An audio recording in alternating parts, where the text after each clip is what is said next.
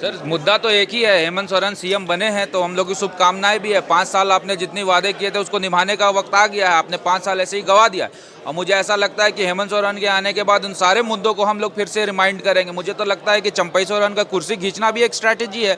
वो नहीं चाहते हैं चंपई सोरेन का पॉपुलैरिटी कद बढ़े, और हेमंत सोरेन ने अपने पूरे 5 साल के कार्यकाल में सिर्फ और सिर्फ मिसमैनेजमेंट किया है। उसी का उदाहरण है। आप देखिए, सरकार बनती है, गिरती है, शपथ लेती है, इससे सारी योजनाएं प्रभावित होती है। एक एक योजनाओं को फाइल जो फिर से वापस हो जाता है। तो इस प्रकार अगर झारखंड चलेगा तो झारखंड के विकास के लिए हम बात नहीं कर पाएंगे। और दूसरी बात, सरकार ने जितने वादे किए थे, 5 साल सरकारी नौकरी, बेरोजगारी भत्ता, चूल्हा कर, सारे वादों को एक बार रिमाइंड कराने का समय आज की डेट में आ गया है। सहायक पुलिसकर्मी जो है विधानसभा केंद्रीय एरिया में चले आए हैं। सरकार ने वादा किया था हेमंत सोरेन सत्ता में आने से पहले। देखिए, सहायक पुलिसकर्मी से हम लोग कल भी मिले थे और हम लोग इससे सहानुभूति भी रखते हैं।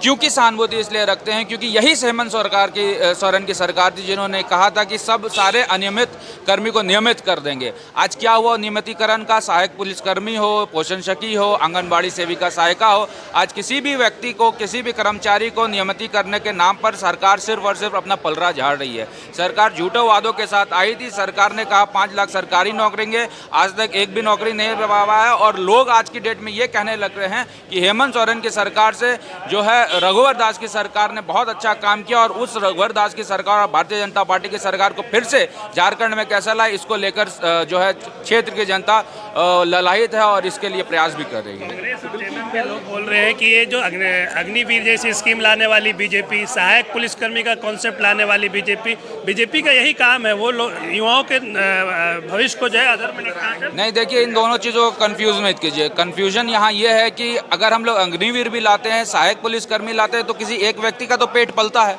और ये सरकार उलट इसके एक भी सरकारी नौकरी नहीं ला पा रही है। तो इस सरकारी को तो बोलने का हक ही नहीं है, और सरकार को तब बोलना चाहिए जब लाखों करोड़ों नौकरी उन्होंने दे दिया है। आज की डेट में 5 साल पूरा हो गया है, सरकार ने 1000 से 2000 नौकरी दी होगी, इससे ज़्यादा नहीं दी होगी, और ये सरकार उंगली उठा रही है अग्निवीर और सहायक पुलिसकर्मी में। इससे बड़ा दुर्भाग्य का बात और कुछ नहीं हो सकता। देखिए, हम लोग तो पीजीटी का भी उठा रहे हैं, इससे पहले बिन्सेस का भी उठाया था, सतवत इन्फोसोल का उठाया था। सारे ब्लैकलिस्टेड कंपनी को ये सरकार फिर से एग्जाम कंडक्ट कराने का परमिशन दे रही है।